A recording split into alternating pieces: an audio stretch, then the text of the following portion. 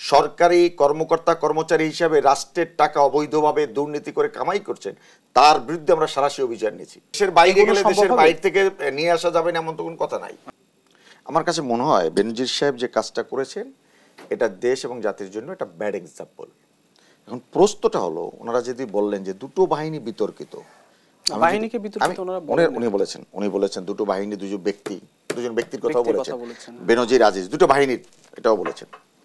এখন দেখুন আমরা যদি বেশি দূরে না নিকট অতীত যে অতীতের মধ্য থেকেই আমরা রাষ্ট্র সেবার সুযোগ পেলাম, দ্বিতীয়বারের মতন প্রধানমন্ত্রী জননেত্রী শেখ হাসিনা হলেন 2008 আগে 111 যখন ঘটলো তখন তো আমরা বেনজির বা আজিজ কাউকে কিন্তু আমরা সুপারসিড করে এই সরকার তাদেরকে কাউকে আইজিপিও করেননি, চিফ অফ আর্মি স্টাফও করেননি।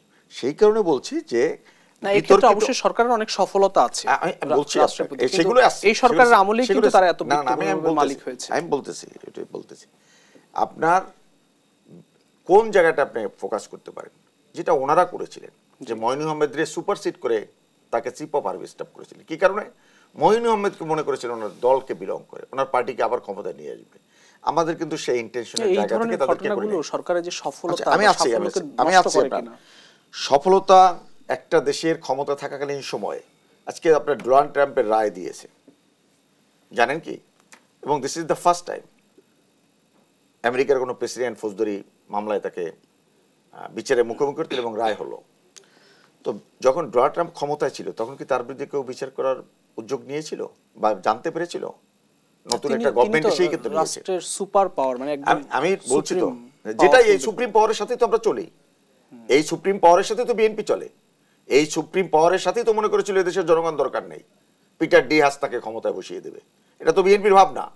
এই যে বাহিনীগুলোকেও বিতর্কিত ওনারাই করেছেন। আজকে আমরা বরঞ্চ যারা এই বাহিনীর সরকারি কর্মকর্তা কর্মচারী হিসাবে রাষ্ট্রের টাকা অবৈধভাবে দুর্নীতি করে কামাই করছেন তার বিরুদ্ধে আমরা সারাশি অভিযান নিয়েছি। সেটাকে আপনারা নেতিবাচকভাবে দেখতে পারেন। একটা হলো আমি বিচার করার পরও আপনি মানে এটা হলো নেতিবাচক মানসিকতার মধ্যে থেকে আমাদের বেড়ে ওঠার কারণে যে না সরকার বেনজির উনি বলছে যে সরকারের এই মানে উনি কি দেশের মধ্যে আছেন, ওনাকে কিন্তু এটা মানে মানে কমপ্লিটলি এই প্রশ্নটাই আমার কাছে মানে এটা আপনার আছে কি না আছে এটা পরের বিষয়, এটা আপনার আইন শৃঙ্খলা রক্ষাকারী বাহিনী জানে। এখানে আপনার স্পেসিফিক্যালি যারা দায়িত্বে নিয়োজিত আপনি তাদেরকে প্রশ্ন করবেন। আমরা যারা রাজনৈতিক কর্মী আমরা যে আমাদের মতামতগুলো দিয়ে থাকি এটা কেন ঘটছে কেন ঘটা উচিত না সেটা আমরা বলতে পারি, বাট উনি দেশের ভিতরে আছে কি না আছে এটা কে কে জানতে পারে? জানার জন্য যারা দায়িত্ব তাদেরকে বরঞ্চ প্রশ্ন করবেন। আমার প্রশ্নটা হলো যে তাকে আইনের আওতায় আনার জন্য একটি গণতান্ত্রিক সরকার আছে, জনগণের দ্বারা নির্বাচিত সরকার আছে, সেই সরকার সেই পদক্ষেপ নিয়েছে কিনা সেটাই সরকার নিয়েছে। সরকার তার সমস্ত কিছু ক্রোপ করেছে, সরকার এখানে বসে নেই, সরকার তার কাজগুলো চালিয়ে যাচ্ছে। এখন আমাদের প্রশ্নটা কি দেশের বাইরে চলে যায় তাহলে সেক্ষেত্রে না দেশের বাইরে গেলে দেশের বাইরে থেকে নিয়ে আসা যাবে না এমন তো কোনো কথা নাই, অবশ্যই জানা যাবে।